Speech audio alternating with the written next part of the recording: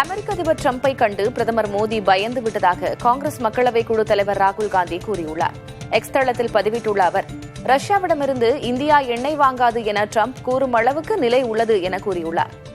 America தொடர்ச்சியாக இந்தியாவுக்கு நெருக்கடி அளித்து வரும் நிலையில் பிரதமர் மோடியோ அவருக்கு வாழ்த்து மற்றும் பாராட்டுச் செய்திகளை அனுப்பி வருவதாகவும் ராகுல் காந்தி சாடினார்.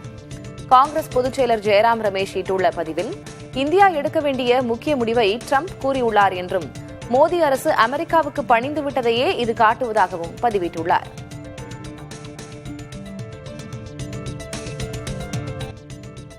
ரஷ்யாவிடமிருந்து இந்தியா எண்ணெய் வாங்காது என பிரதமர் மோடி தன்னிடம் உறுதியளித்ததாக அமெரிக்க அதிபர் டிரம்ப் தெரிவித்துள்ளார்.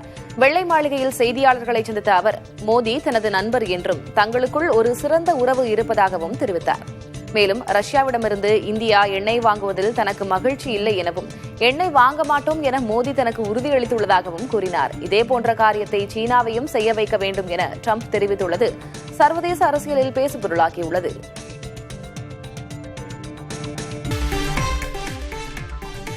ரயில்வேயின் சென்னை கோட்டத்தில் டிக்கெட் இன்றி பயணித்தவர்களிடம் 15 நாட்களில் மட்டும் 2,86,00,000 ரூபாய் அபராதம் வசூலிக்கப்பட்டுள்ளது. செப்டம்பர் 25 முதல் அக்டோபர் 10 வரை டிக்கெட் இன்றி ரயிலில் பயணித்ததாக 51,557 பயணிகளிடம் இந்த தொகை அபராதமாக வசூலிக்கப்பட்டுள்ளது. ஆயுத பூஜை விடுமுறையை முன்னிட்டு மின்சார ரயில்கள் உள்ளிட்டவற்றில் டிக்கெட் இன்றி பயணிப்போரை பிடிக்க டிக்கெட் பரிசோதகர்கள் கூடுதலாக நியமிக்கப்பட்டதாக அதிகாரிகள் கூறினர். நாமக்கல் கிட்னி திருட்டு புகாரை குறிக்கும் வகையில் கிட்னிகள் ஜாக்கிரதை என்ற பேட்ஜ் அணிந்து அதிமுக எம்எல்ஏக்கள் சட்டப்பேரவை கூட்டத்தில் பங்கேற்றனர். நேற்று கரூர் பெருந்துயரத்தை குறிக்கும் வகையில் அதிமுகவினர் கையில் கருப்பு பட்டை அணிந்திருந்தனர்.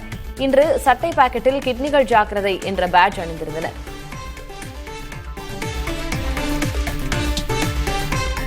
பீகார் தேர்தலில் இந்தியா கூட்டணியில் தொகுதி பங்கீடு முடியாத நிலையில் வேட்பாளர் அறிவிப்பு, வேட்புமனு தாக்கல் ஆகிய நிகழ்வுகள் நடைபெற்று வருகின்றன. காங்கிரஸ் கட்சி வேட்பாளர் பெயர்களை அறிவிக்க தொடங்கியுள்ளது. மாநில தலைவர் ராஜேஷ் ராம் குடும்பா தொகுதியில் போட்டியிடுகிறார். இது தவிர மேலும் சில பெயர்களையும் காங்கிரஸ் கட்சி அறிவித்திருக்கிறது. ராஷ்டிரிய ஜனதா தள தலைவர் தேஜஸ்வி யாதவ் ரகுபூர் தொகுதியில் வேட்புமனு தாக்கல் செய்திருக்கிறார். முதல்கட்ட தேர்தலுக்கான வேட்புமனு தாக்கல் நாளையுடன் முடியும் நிலையில் இந்தியா கூட்டணி தொகுதி பங்கீடு இன்னும் முடியவில்லை. ஹரியானாவில் மூத்த ஐபிஎஸ் அதிகாரி புரன்குமார் தற்கொலை விவகாரத்தில் நீதி கேட்டு தமிழ்நாடு காங்கிரஸ் கமிட்டியினர் சென்னையில் ஆர்ப்பாட்டம் நடத்தினர். பட்டியலினத்தைச் சேர்ந்த புரன்குமார் உயரதிகாரிகள் சாதிய பாகுபாடு காட்டுவதாக கூறி சண்டிகரில் உள்ள இல்லத்தில் துப்பாக்கியால் சுட்டு உயிரை மாய்த்துக் கொண்டார். அவரது குடும்பத்தினருக்கு மத்திய மற்றும் ஹரியானா பாஜக அரசுகள் நீதி வழங்க வேண்டும் என வலியுறுத்தி சென்னை முகப்பேரில் செல்வ பெருந்தகை தலைமையில் காங்கிரஸ் கட்சியினர் ஆர்ப்பாட்டம் நடத்தினர்.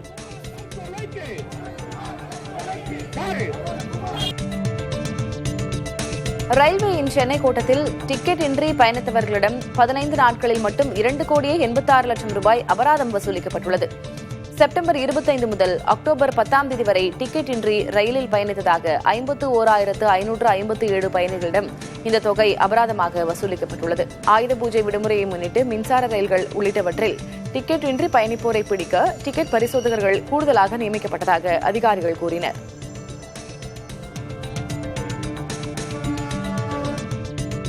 நாமக்கல் கிட்னி திருட்டு புகாரை குறிக்கும் வகையில் கிட்னிகள் ஜாக்கிரதை என்ற பேட்ஜ் அணிந்து அதிமுக எம்எல்ஏக்கள் சட்டப்பேரவை கூட்டத்தில் பங்கேற்றனர். நேற்று கரூர் பெருந்துயரத்தை குறிக்கும் வகையில் அதிமுகவினர் கையில் கருப்பு பட்டை அணிந்திருந்தனர். இன்று சட்டை பாக்கெட்டில் கிட்னிகள் ஜாக்கிரதை என்ற பேட்ஜ் அணிந்திருந்தனர்.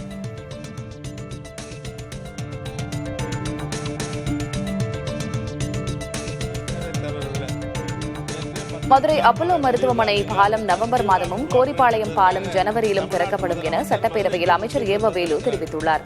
மதுரையில் கட்டப்பட்டு வரும் 2 மேம்பால பணிகள் எப்போது முடிவுக்கு வரும், மதுரைக்கு எப்போதுதான் விடிவு காலம் பிறக்கும் என அதிமுக எம்எல்ஏ செல்லூர் ராஜு கேள்வி எழுப்பினார். அதற்கு பதிலளித்த அமைச்சர் ஏவ வேலு, விடிவு காலத்திற்குத்தான் மதுரைக்கு கூடுதல் கவனம் செலுத்தி பணிகளை முதலமைச்சர் மேற்கொள்வதாக கூறினார்.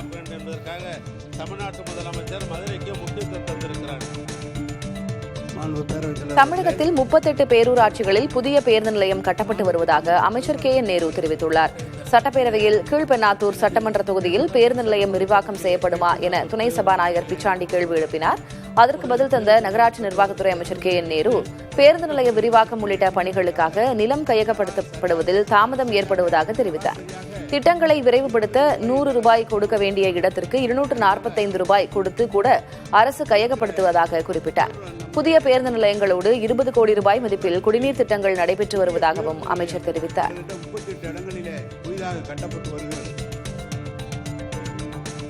பாஜக அதிமுக கூட்டணியில் உள்ளதால் அவர்கள் சொல்வதே நடக்கும் என பாஜக தேசிய பொதுக்குழு உறுப்பினர் சரத்குமார் தெரிவித்துள்ளார். பெரம்பலூரில் தனியார் கல்வி நிறுவனம் சார்பில் நடைபெற்ற நிகழ்ச்சியில் கலந்து கொண்ட அவரிடம், முன்பு அண்ணாமலை முதல்வராக வேண்டும் என்று சொன்னதைப் போல தற்போது நயினார் நாகேந்திரனையும் சொல்வீர்களா என்று செய்தியாளர்கள் கேட்ட கேள்விக்கு அவர் பதிலளித்தார்.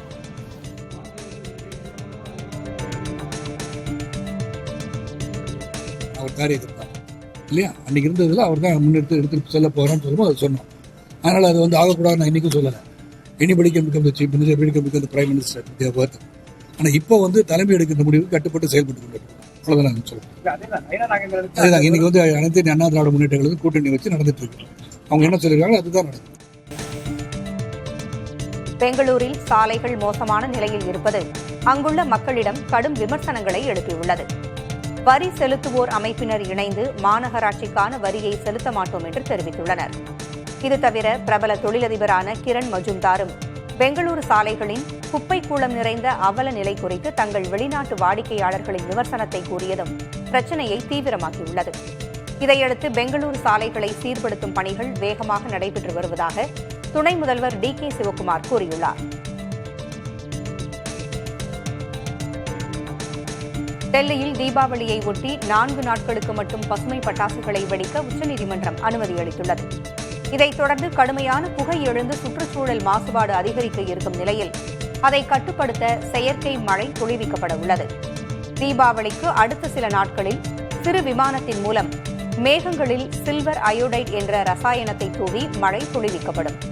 இந்த ரசாயனத்தின் மூலம் மேகங்கள் குளிர்ச்சியடைந்து மழையை தரும். அதே நேரம் மேகங்கள் ஏற்கனவே 50% குளிர்ச்சி நிலையில் இருப்பது செயற்கை மழைக்கு அவசியமாகும்.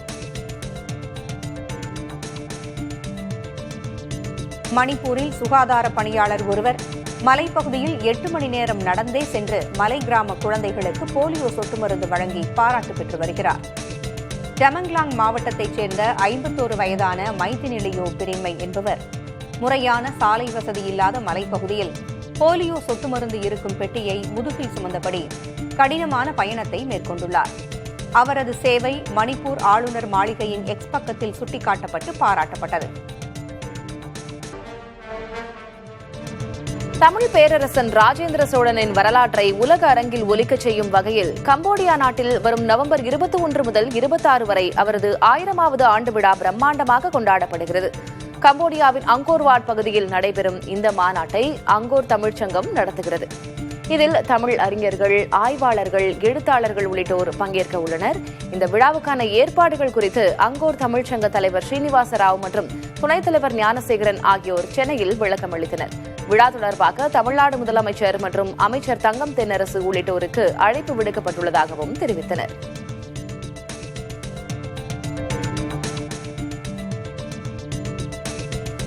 தூத்துக்குடி வஉசி துறைமுகத்தில் புதிய கப்பல் கட்டும் தளம் அமைக்க முடிவு செய்துள்ளதாக துறைமுக தலைவர் சுஷாந்த் குமார் புரோஹித் தெரிவித்துள்ளார்.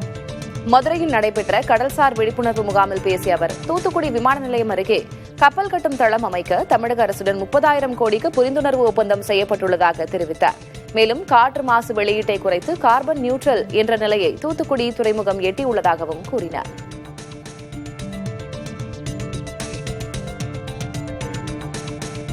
ஆண்டிப்பட்டி அருகே உரிய விலை கிடைக்காததால் தக்காளிகளை விவசாயிகள் குளத்தில் கொட்டிச் சென்றுள்ளனர். கணேசபுரம், சித்தார்பட்டி பகுதிகளில் விலை வீழ்ச்சியால் தக்காளிகளை பறிக்காமல் விட்டிருக்கிறார்கள். இதனால் தக்காளிகள் செடிகளிலேயே அழுகும் நிலை ஏற்பட்டுள்ளது.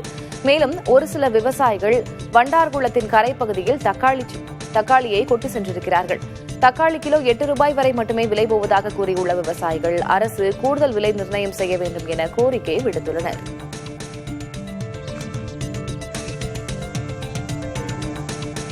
தூத்துக்குடியில் பெய்த கனமழையால் ஆழ்வார் திருநகர தாமிரபரணி ஆற்றங்கரை மழையால் கரைந்து சாலையில் செல்லும் அவலம் ஏற்பட்டுள்ளது.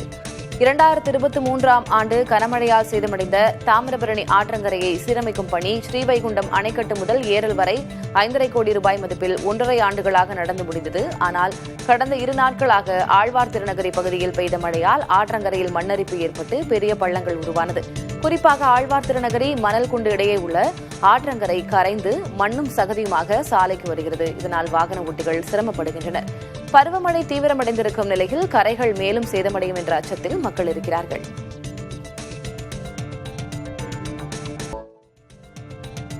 வாட்ஸ்அப் செயலியில் பயனர்கள் தங்களுக்கு நெருக்கமானவர்களின் ஸ்டேட்டஸ்களை தவறாமல் பார்ப்பதற்கு ஏதுவாக புதிய வசதி ஒன்று அறிமுகப்படுத்தப்பட உள்ளது. பொதுவாக வாட்ஸ்அப் பயன்படுத்துவோர் தங்கள் கான்டாக்ட்ஸில் உள்ள அனைவரின் ஸ்டேட்டஸ்களையும் பார்ப்பதில்லை. நண்பர்கள், குடும்பத்தினர் உள்ளிட்ட தங்களுக்கு நெருங்கியவர்களின் ஸ்டேட்டஸ்களை மட்டும் பார்ப்பது பழக்கமாக இருக்கும் நிலையில் அதற்கான புதிய வசதி அறிமுகப்படுத்தப்பட உள்ளது. இதற்கான சோதனை வாட்ஸ்அப்பின் பீட்டா வெர்ஷனில் மேற்கொள்ளப்பட்டு வருகிறது.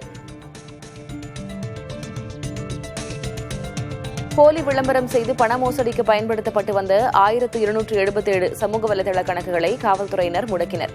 தீபாவளி பண்டிகையொட்டி தள்ளுபடி மற்றும் குறைந்த விலைக்கு பட்டாசு விற்பதாக போலி விளம்பரம் செய்து சிலர் பண மோசடியில் ஈடுபட்டு வருகின்றனர். எனவே மாநில சைபர் குற்றப்பிரிவு தலைமையக அதிகாரிகள் மற்றும் காவல்துறையினர் நவீன தொழில்நுட்பம் வாயிலாக கண்காணித்து இந்த ஆண்டில் இதுவரை பண மோசடிக்கு பயன்படுத்தப்பட்டு வந்த கணக்குகளை முடக்கியுள்ளனர்.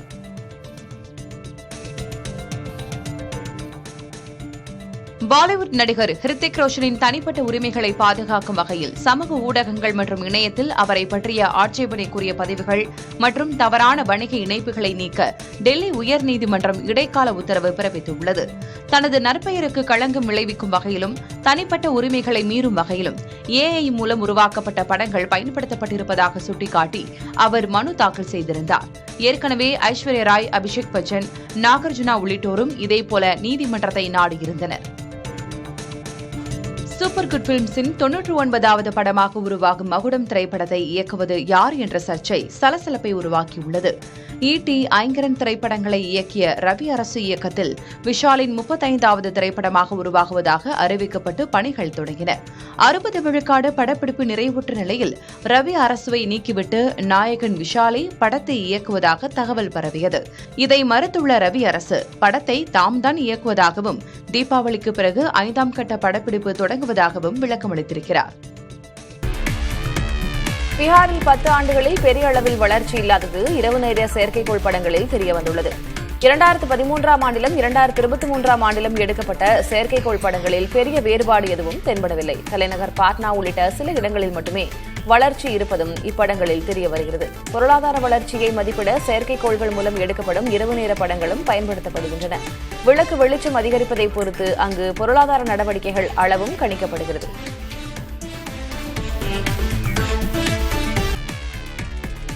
அடுத்த ஆண்டு நடைபெறவுள்ள 20 ஓவர் உலகக்கோப்பை கிரிக்கெட் போட்டிக்கு நேபாளம், ஓமன் அணிகள் தகுதி பெற்றுள்ளன.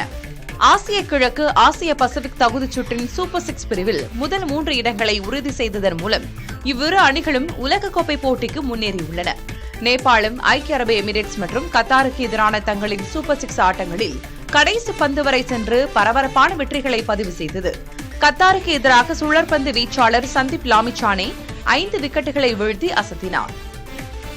சித்த மருத்துவ பல்கலைக்கழக முன்வடிவு தொடர்பாக ஆளுநர் அனுப்பிய கருத்துக்கு எதிராக முதல்வர் கொண்டு வந்த தீர்மானம் சட்டப்பேரவையில் நிறைவேற்றப்பட்டது.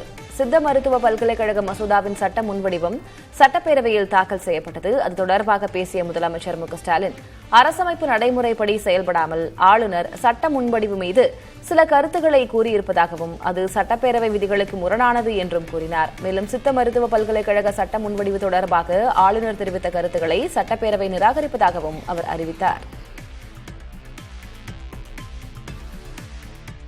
ஒரு சட்ட முன்வடிவு பேரவை விவாதிக்கப்படுகையில் மக்களால் தேர்ந்தெடுக்கப்பட்ட பேரவை உறுப்பினர்களுக்கு மட்டுமே அதில் திருத்தங்களை முன்மொழியவும், அதற்கான விளக்கங்களை ஏற்றுக்கொள்ளப்பட்டால் திருத்தங்களை திரும்பப் பெறவும், இல்லையெனில் வாக்கெடுப்பை கோரவும் அதிகாரம் உள்ளது.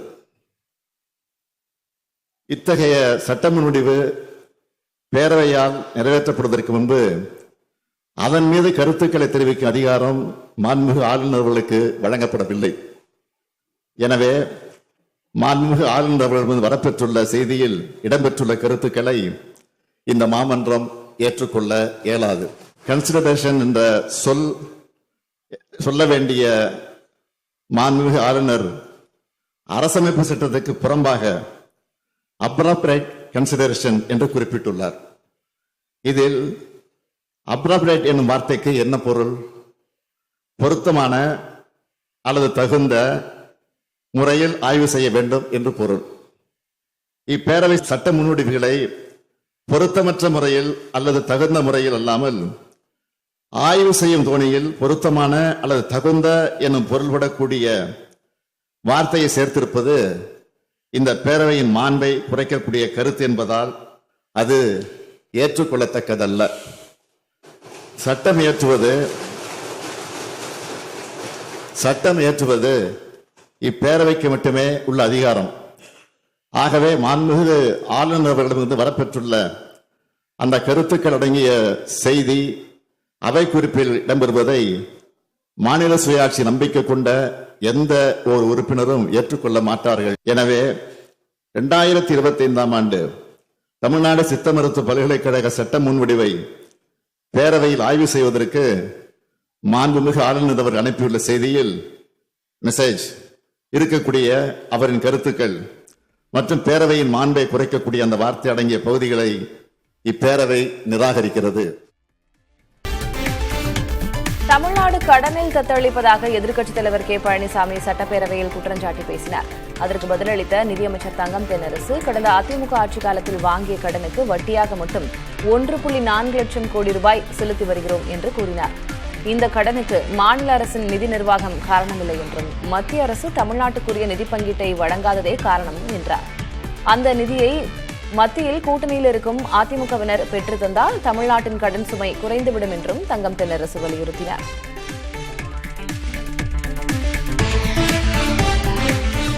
சென்னை மாநகராட்சியில் தற்போது நடைபெற்று வரும் மழைநீர் வடிகால் பணிகள் பருவமழை காரணமாக நிறுத்தி வைக்கப்பட்டிருப்பதாக மேயர் பிரியா தெரிவித்துள்ளார். சென்னை மாநகராட்சியில் தூய்மைப் பணிகளுக்காக மின்கல வாகனங்கள், நாய் பிடிக்கும் வாகனங்கள் என மொத்தம் 26 வாகனங்கள் வாங்கப்பட்டுள்ளன. இந்த வாகனங்களின் பயன்பாட்டை மேயர் பிரியா கொடியசைத்து தொடக்கி வைத்தார். பின்னர் செய்தியாளர்களிடம் பேசிய அவர், சென்னையில் மண்டல வாரியாக திருநாய்களுக்கு ராபிஸ் தடுப்பூசி செலுத்தும் பணிகளில் 60 விழுக்காடு நிறைவடைந்துள்ளதாக கூறினார்.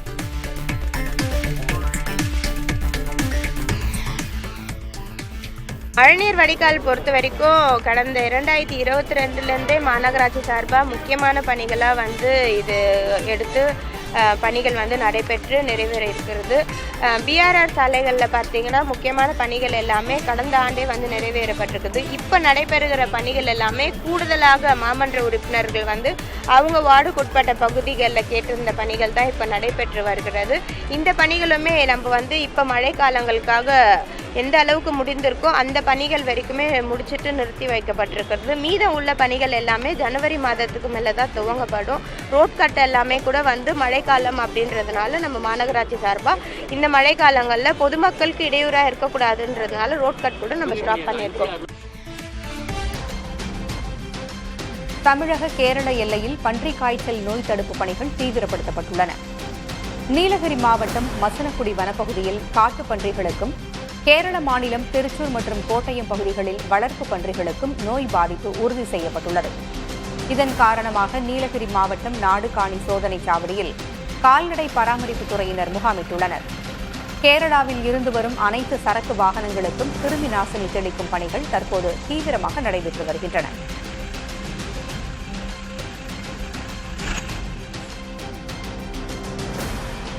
ஈரோடு அருகே கூலி தொழிலாளிகளின் 1.5 வயது பெண் குழந்தை கடத்தப்பட்ட சம்பவம் அதிர்ச்சியை ஏற்படுத்தியுள்ளது.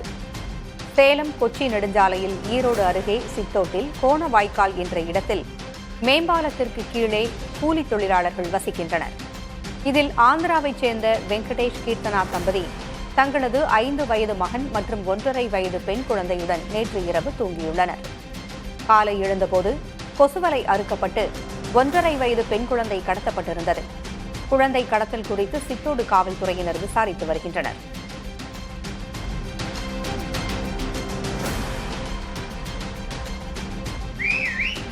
மதுரை கீரைத்துறை அருகே உள்ள புது மாகாளிப்பட்டி பகுதியில் செயல்பட்டு வந்த கனரா வங்கியின் ஏடிஎம் மையத்தில் திடீரென்று தீ விபத்து ஏற்பட்டது. தீபாவளியை முன்னிட்டு பணம் நிரப்பப்பட்டிருந்த நிலையில் தீ மளமளவென பரவி ஏடிஎம் இயந்திரம் முழுவதுமாக எரிந்து சேதமடைந்தது. இதில் இயந்திரத்தில் வைத்திருந்த பணம் முழுவதும் எரிந்து சேதமானது. மின்கசிவு காரணமாக விபத்து ஏற்பட்டிருக்கலாம் என்று முதற்கட்ட தகவல்கள் தெரிவிக்கின்றன.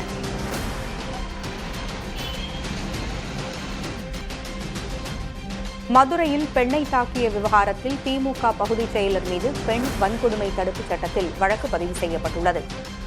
வேல்முருகன் நகரில் சிறுவர் பூங்கா கட்டுவது தொடர்பான விவகாரத்தில் 2வது வார்டு திமுக கவுன்சிலரின் கணவர் உள்ளிட்டோர் குடியிருப்போர் நலச்சங்க ஒருங்கிணைப்பாளர் மற்றும் அவரது மனைவியை தாக்கியுள்ளனர். இதுகுறித்த புகாரில் கவுன்சிலரின் கணவர் தவமணி மீது 6 பிரிவுகளில் வழக்கு பதிவு செய்யப்பட்டுள்ளது. இதனிடையே தவமணியை திமுகவிலிருந்து நீக்கி அறிவிப்பு வெளியிடப்பட்டுள்ளது.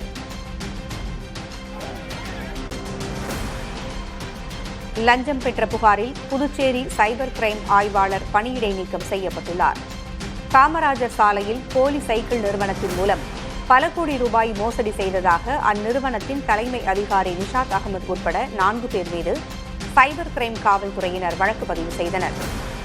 இதனிடையே நிஷாத் அகமதுவை கைது செய்யாமல் இருக்க காவல்துறையினர் 80 லட்சம் ரூபாய் வரை லஞ்சம் பெற்றதாக புகார் எழுந்தது. இந்நிலையில் சைபர் கிரைம் ஆய்வாளர் கீர்த்தியை பணியிடை நீக்கம் செய்து புதுச்சேரி காவல்துறை தலைமையகம் உத்தரவிட்டுள்ளது. ராமதாஸின் முகம் இல்லாமல் பாமக தேர்தலை சந்திக்க முடியாது என்று அக்கட்சியின் பொதுச் செயலராக ராமதாஸால் நியமிக்கப்பட்ட முரளிசங்கர் தெரிவித்தார். தைலாபுரத்தில் செய்தியாளர்களிடம் பேசிய அவர் இவ்வாறு கூறினார். டாக்டர் ஐயா அவர்களை எதிர்த்து அவரை தோற்கடிக்கணும்னு முயற்சி பண்ற எதுவுமே கண்டிப்பா சாத்தியமாகாது. எல்லாமே தோல்வியில தான் முடியும். அதை விரைவில் ஒப்புக்கொண்டு எல்லாரும் சேர்ந்து ஐயாவுடன் பயணிக்கணுங்கிற எண்ண ஓட்டத்துக்கு வரணுங்கிறது தான் என்னுடைய வேண்டுகோள். தமிழகத்திற்கான நிதி விவகாரத்தில் ஒன்றிய அரசு ஓரவஞ்சனையுடன் செயல்பட்டு வருவதாக முதலமைச்சர் மு க ஸ்டாலின் குற்றம் சாட்டியுள்ளார். நிதி பிரச்சனை பற்றி இங்கு விவாதம் நடைபெற்றுக் கொண்டிருக்கிறது. எதிர்க்கட்சித் தலைவர் அவர்கள் உங்களுடைய 39 எம்பிக்களை விட்டு பேச வேண்டும் என்று ஒரு கோரிக்கை வைத்திருக்கிறார். தொடர்ந்து நாடாளுமன்றத்தை குரல் எழுப்பி கொண்டு தான் இருக்கிறோம். ஒவ்வொரு தடவையும் ஜிஎஸ்டி மீட்டிங் நடக்கிற போது நம்முடைய நிதித்துறை அமைச்சர் அவர்களும் நிதித்துறை செயலாளர் அவர்களும் நேரடியாக சென்று இதை வலியுறுத்தி வற்புறுத்தி கொண்டிருக்கிறார்கள். இது தொடர்ந்து நடந்து கொண்டுதான் இருக்கிறது. ஆகவே இது வேண்டும் என்ற திட்டமிட்டு எதிர்க்கட்சியாக தமிழ்நாட்டிலே திராவிட முன்னேற்ற கழக தலைமையில் இருக்கக்கூடிய கூட்டணி இந்த ஆட்சி இப்படி சோகத்திற்கும் இப்படிப்பட்ட கொடுமைக்கு ஆளாக வேண்டும் என்ற எண்ணத்திலே ஒரு ஓரவஞ்சனையோடு இன்றைக்கு ஒன்றிய அரசு செய்து கொண்டிருக்கிற தவிர வேற அல்ல. ஆகவேதான் நம்முடைய நிதித்துறை அமைச்சர் அவர்கள் நிதியமைச்சர் அவர்கள் சொன்னார்கள், நீங்கள் இப்போது அக்கறையோடு பேசக்கூடியவர்கள் நீங்களும் குரல் கொடுங்கள் என்றுதான் கேட்டிருக்கிறார் தவிர வேற எந்த நோக்கத்தோடும் அல்ல. நான் பல முறை டெல்லிக்கு செல்லுகிற போதெல்லாம் பிரதமரை சந்திக்கிற போது இது குறித்து நான் விளக்கி சொல்லியிருக்கிறேன், மனுவை தந்திருக்கிறேன். இது அந்த பிரச்சனைகள்லாம் சுட்டி காட்டி அதையெல்லாம் மனுவாக தந்திருக்கிறேன். அது மட்டுமல்ல, சில நேரம் முதலமைச்சருடைய கூட்டங்கள் முதலமைச்சர் கூட்டங்களை கூட்டுகிற போது கூட அந்த கூட்டத்தில் கூட நான் இதை பற்றி பேசியிருக்கிறேன். எனவே நாடாளுமன்றத்தில் தொடர்ந்து நாங்கள் ஒழித்துக் கொண்டு தான் இருக்கிறோம். நீங்களும் கொஞ்சம் இப்போ கூட்டணியில் இருக்கிற காரணத்தினால, கூட்டணியில் புதுசாக நீ சேர்ந்திருக்கிற காரணத்தினால நீங்களும் அதை வலியுறுத்த வேண்டும் என்றுதான் என்னுடைய கோரிக்கை. அன்புமணி தலைமை பண்பு இல்லாதவர் என்பதை அவரது பேச்சுகள் நிரூபிப்பதாக பாமக நிறுவனர் ராமதாஸ் விமர்சித்துள்ளார். அவர் மருத்துவமனையில் அனுமதிக்கப்பட்டிருந்த போது அன்புமணி பேசிய பேச்சை சுட்டிக்காட்டி இதனை அவர் பதிவு செய்தார். நான் ஐசியூவில் இல்லை. ஐசியூனா ரொம்ப டேஞ்சரானதான் ஐசியூவில் சேர்ப்பாங்க. இன்டென்சிவ் கேர் யூனிட்னு சொல்லுது. இன்டென்சிவாக அக்கறை எடுத்துக்கணும், அதிகமாக அக்கறை எடுத்து அந்த மாதிரி ஒரு யூனிட். அப்படிப்பட்ட ஒரு நிலைமை எனக்கு ஏற்படவில்லை. அந்த ஐசியூக்கு வார்டுக்கும் நான் போகவில்லை. அது நான் ஒரு கட்சின்னு சொல்ல மாட்டேன். அது ஒரு கும்பல். அந்த கும்பலுக்கு சில நாட்கள் தலைவராக இருப்பார். அவர் பேசிய பேச்சுகள் தமிழ்நாட்டில் உள்ள அனைவரையும் உலுக்கி இருக்கும், உறுத்தி இருக்கும். அதனால்தான் நான் முன்புரை நிர்வாகக்குழுவிலே சொன்னேன், இவருக்கு தலைமை பண்பு இல்லை அப்படின்ட்டார், லீடர்ஷிப் குவாலிட்டிஸ் இல்லை அப்படின்னா. அப்போ அது சொன்னதும் அந்த கூட்டமாக முடிஞ்சு போச்சு. சித்த மருத்துவ பல்கலைக்கழக முன்வடிவு தொடர்பாக ஆளுநர் அனுப்பிய கருத்துக்கு எதிராக முதல்வர் கொண்டு வந்த தீர்மானம் சட்டப்பேரவையில் நிறைவேற்றப்பட்டது. சித்த மருத்துவ பல்கலைக்கழக மசோதாவின் சட்ட முன்வடிவம் சட்டப்பேரவையில் தாக்கல் செய்யப்பட்டது. அது தொடர்பாக பேசிய முதலமைச்சர் மு.க.ஸ்டாலின், அரசமைப்பு நடைமுறைப்படி செயல்படாமல் ஆளுநர் சட்ட முன்வடிவு மீது சில கருத்துக்களை கூறியிருப்பதாகவும் அது சட்டப்பேரவை விதிகளுக்கு முரணானது என்றும் கூறினார். மேலும் சித்த மருத்துவ பல்கலைக்கழக சட்ட முன்வடிவு தொடர்பாக ஆளுநர் தெரிவித்த கருத்துக்களை சட்டப்பேரவை நிராகரிப்பதாகவும் அவர் அறிவித்தார். ஒரு சட்ட முன்வடிவு பேரவை விவாதிக்கப்படுகையில் மக்களால் தேர்ந்தெடுக்கப்பட்ட பேரவை உறுப்பினர்களுக்கு மட்டுமே அதில் திருத்தங்களை முன்மொழியவும், அதற்கான விளக்கங்களை ஏற்றுக்கொள்ளப்பட்டால் திருத்தங்களை திரும்பப் பெறவும், இல்லையெனில் வாக்கெடுப்பை கோரவும் அதிகாரம் உள்ளது. இத்தகைய சட்ட முன்வடிவு பேரவையால் நிறைவேற்றப்படுவதற்கு முன்பு அதன் மீது கருத்துக்களை தெரிவிக்கும் அதிகாரம் மாண்புமிகு ஆளுநர் அவர்களுக்கு வழங்கப்படவில்லை. எனவே மாண்புமிகு ஆளுநர் அவர்களிடம் வரப்பெற்றுள்ள செய்தியில் இடம்பெற்றுள்ள கருத்துக்களை இந்த மாமன்றம் ஏற்றுக்கொள்ள இயலாது. கன்சிடரேஷன் என்ற சொல்ல வேண்டிய மாண்புமிகு ஆளுநர் அரசமைப்பு சட்டத்துக்கு புறம்பாக அப்ராப்ரேட் கன்சிடரேஷன் என்று குறிப்பிட்டுள்ளார். இதில் அப்ராப்ரேட் என்னும் வார்த்தைக்கு என்ன பொருள்? பொருத்தமான அல்லது தகுந்த முறையில் ஆய்வு செய்ய வேண்டும் என்று பொருள். இப்பேரவை சட்ட முன்வடிவுகளை பொருத்தமற்ற முறையில் அல்லது தகுந்த முறையில் அல்லாமல் ஆய்வு செய்யும் தோணியில் பொருத்தமான அல்லது தகுந்த என்னும் பொருள்படக்கூடிய வார்த்தையை சேர்த்திருப்பது இந்த பேரவையின் மாண்பை குறைக்கக்கூடிய கருத்து என்பதால் அது ஏற்றுக்கொள்ளத்தக்கதல்ல. சட்டம் இயற்றுவது இப்பேரவைக்கு மட்டுமே உள்ள அதிகாரம். ஆகவே மாண்புமிகு ஆளுநர் அவர்களிடமிருந்து வரப்பெற்றுள்ள அந்த கருத்துக்கள் அடங்கிய செய்தி அவை குறிப்பில் இடம்பெறுவதை மாநில சுயாட்சி நம்பிக்கை கொண்ட எந்த ஒரு உறுப்பினரும் ஏற்றுக்கொள்ள மாட்டார்கள். எனவே 2025ஆம் ஆண்டு தமிழ்நாடு சித்த மருத்துவ பல்கலைக்கழக சட்ட முன்வடிவை பேரவையில் ஆய்வு செய்வதற்கு மாண்புமிகு ஆளுநர் அவர் அனுப்பியுள்ள செய்தியில் மெசேஜ் இருக்கக்கூடிய அவரின் கருத்துக்கள் மற்றும் பேரவையின் மாண்பை குறைக்கக்கூடிய அந்த வார்த்தை அடங்கிய பகுதிகளை இப்பேரவை நிராகரிக்கிறது.